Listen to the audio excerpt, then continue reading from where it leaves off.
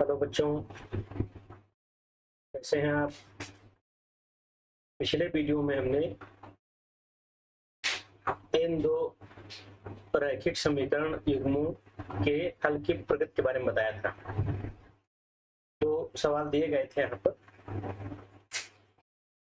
पहले में तुलना करके हमने a1 b1 c1 a2 b2 c2 का मान निकाला था और हमको ये स्थिति मिली थी a1 बटे a2 b1 बटे b2 मान बराबर नहीं था।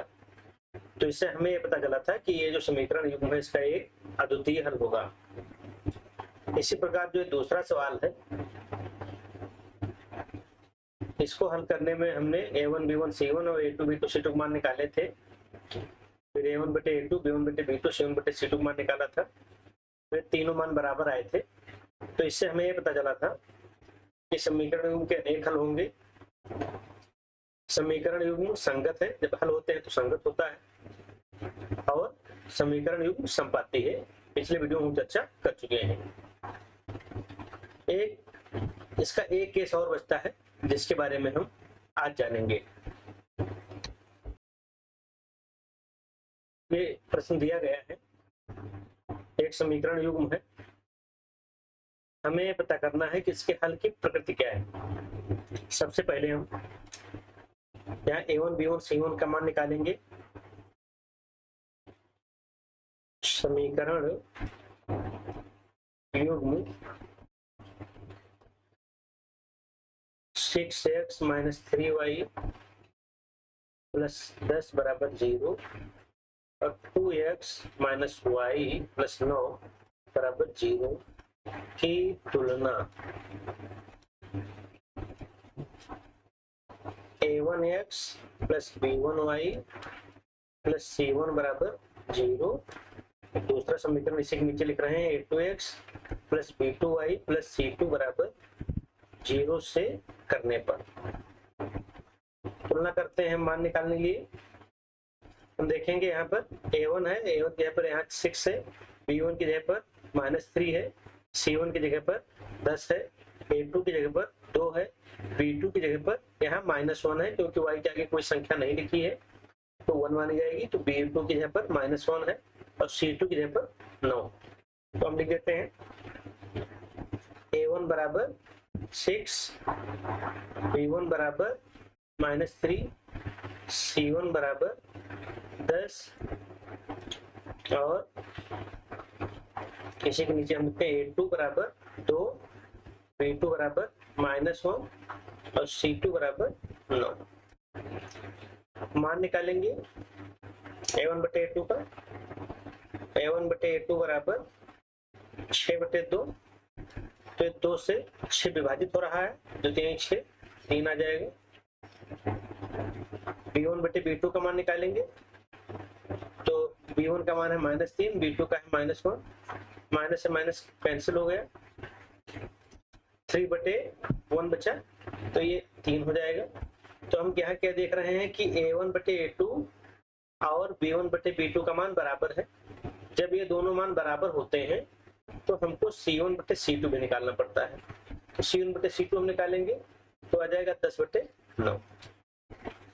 अब इन तीनों से हमको ये पता चल रहा है कि a1 बटे a2 बराबर है b1 बटे b2, अब बराबर नहीं, ये c1 बटे c2 का मान बराबर नहीं है इसके, तो बराबर नहीं c1 बटे c2। तो जो हमने फार्मूला पढ़ा है पिछले लेक्चर में, हमने पिछले वीडियो में पढ़ा हुआ है, यूट्यूब पर आप देख सकते हैं। तो इससे हमको ये पता चलता है कि समीकरण युग्म का कोई हल नहीं होगा।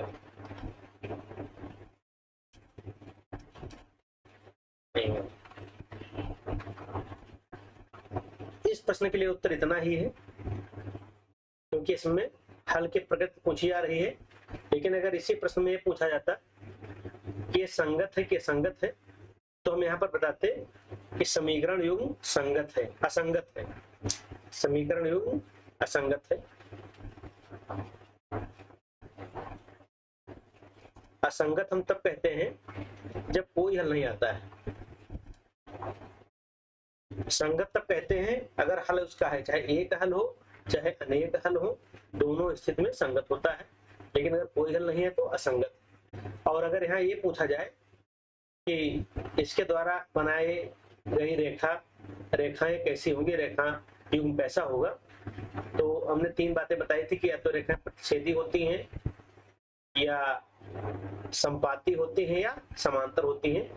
तो यहाँ पर कोई हल नहीं है, इसका मतलब दोनों रेखाएं एक दूसरे को कहीं भी प्रतिच्छेद नहीं करती, कहीं भी मिलती नहीं है, कहीं भी काटती नहीं है एक दूसरे को। तो ये तभी संभव है जब रेखाएं समांतर होती हैं। तो हम यहाँ लिख देंगे रेखा युग्म समांतर होगा।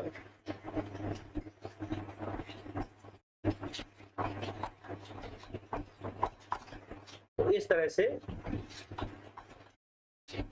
हमने 3 केस थे, तीनों बता दिए हैं।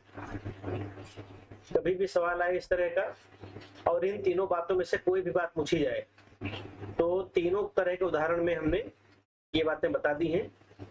आप देखेंगे आपको समझ में आएगा, जो पूछा जाएगा आपको वही बताना रहेगा।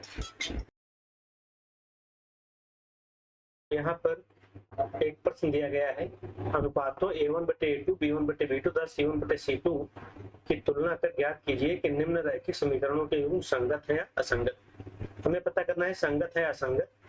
तो चाहे प्रश्न में लिखा हो तुलना करने के बारे में, चाहे तुलना करने के बारे में न लिखा हो, तरीका यही है कि हम A1 B1 C1 और A2 B2 C2 का मान ज्ञात करके तुलना करके ही ज्ञात कर सकते हैं। और भी विधियां हैं, लेकिन जो आपको पढ़ना है वो यही विधि है। तो सबसे पहले हम क्या करेंगे, पहला हम देख रहे हैं समीकरण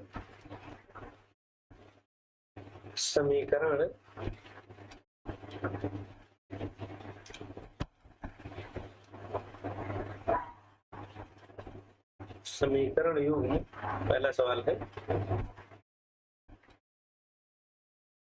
3/2x + 5/3y = 7 और 9x - 10y = 14।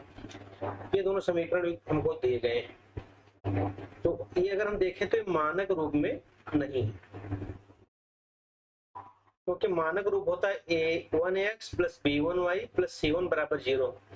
अर्थात ये जो पद इधर है, संख्या इधर है, इसको भी इस साइड में लाना है और ये दाहिने साइड में केवल 0 होना चाहिए। यहाँ भी दाहिने साइड में 0 होना चाहिए।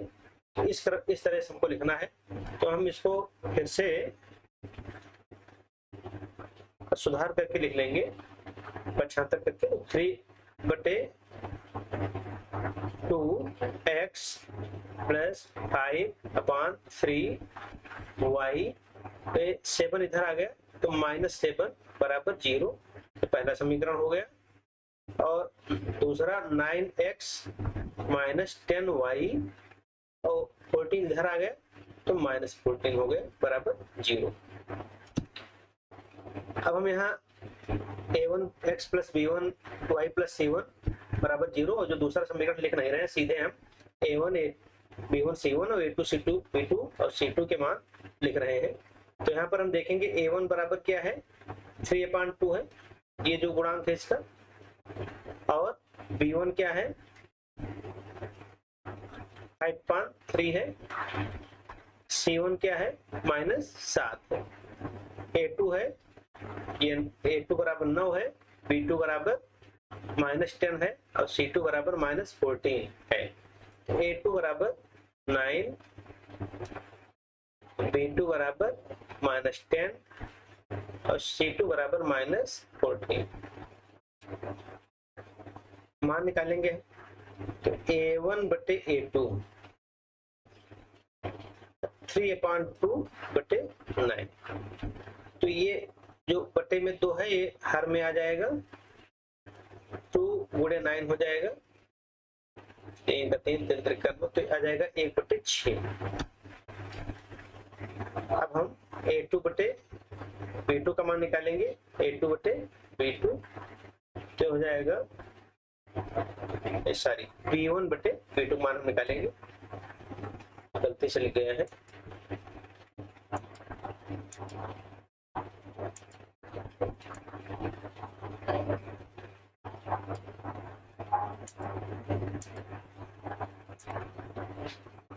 B1 बटे B2 हम लिखेंगे, ये है 5/3 बटे -10, तो ये 3 नीचे आ जाएगा, -10 है ये, 3 हमने यहाँ लिख दिया। तो हम देखें तो 5 से कट जाता है, 5 का 5 15 10,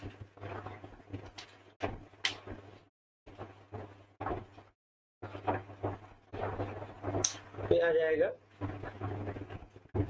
1 बटे माइनस से होगा तो माइनस हम ऊपर भी लिख सकते हैं, तो -1/6 हमने लिख दिया। तो हम अगर देखें तो A1 बटे A2 का मान 1/6 है और B1 बटे B2 का मान -1/6 है, तो दोनों बराबर नहीं है।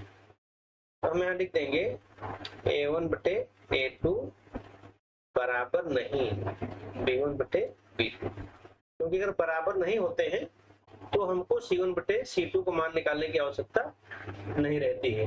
अगर दोनों बराबर होते हैं तो हमें C1 बटे C2 का मान भी निकालना पड़ता है। तो यहाँ बराबर नहीं है तो इसी तरह से काम चल जाएगा, ये दोनों बराबर नहीं है। तो इससे हमको ये पता चलता है कि इस समीकरण युग्म का अद्वितीय हल है या एक हल है, ये हमको बात पता चलती है।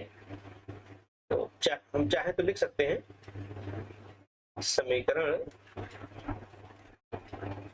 युग्म का अद्वितीय हल, अद्वितीय हल कहो चाहे केवल एक हल कहो, दोनों हम कह सकते हैं। तो समीकरण युग्म अगर हल है तो संगत होता है, समीकरण युग्म संगत है, हमको संगत असंगत ही बताना है, तो ये लिखना है समीकरण युग्म संगत है। इसी प्रकार से दूसरा प्रश्न है,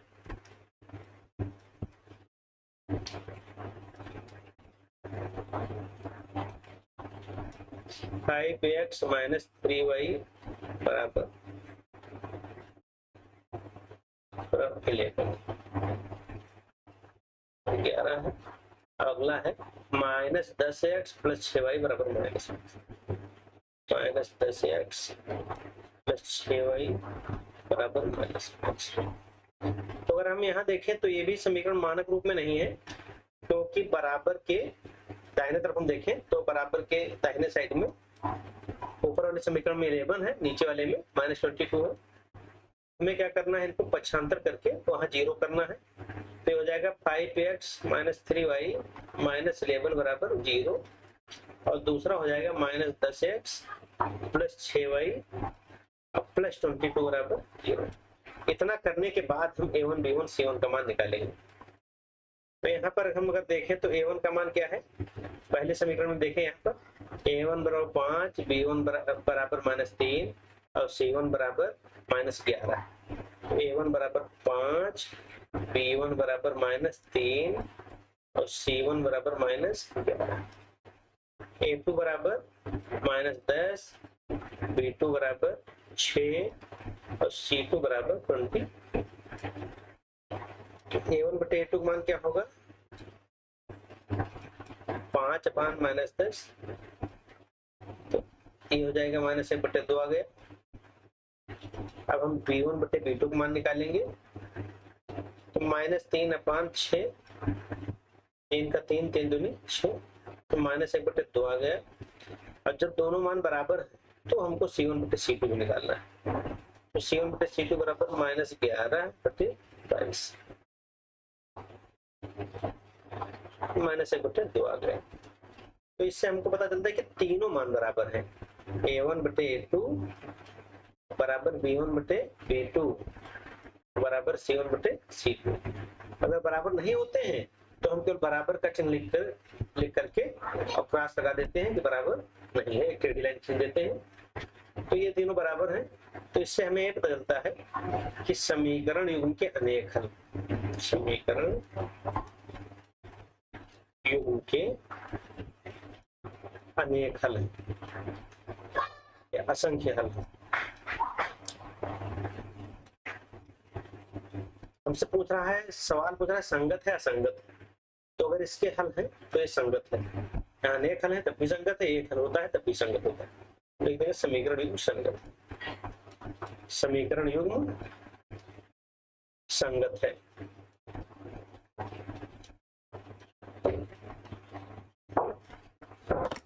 इस तरीके से ये हमारे सवाल हल हो गए। अब यहाँ पर एक बात अगर और पूछा जाए कि इसके द्वारा बनाई गई रेखा युग्म कैसी होंगी, तो देखिए यहाँ पर एक हल है माने दोनों रेखाएं एक दूसरे को एक बिंदु पर काटेंगी, तो ये तभी संभव है जब दोनों रेखाएं प्रतिच्छेदी हो। तो यहाँ पर रेखा युग्म प्रतिच्छेदी होगा। यहाँ पर है कि अगर इसमें पूछा जाए तो यहाँ पर अनेक हल हैं, मतलब दो रेखाएं एक दूसरे को अनेक बिंदुओं पर काट रही हैं। ये तभी संभव होता है जब रेखाएं संपाती होती हैं। तो अगर रेखा के बारे में पूछा जाएगा तो हम यहाँ कहेंगे रेखा युग्म संपाती।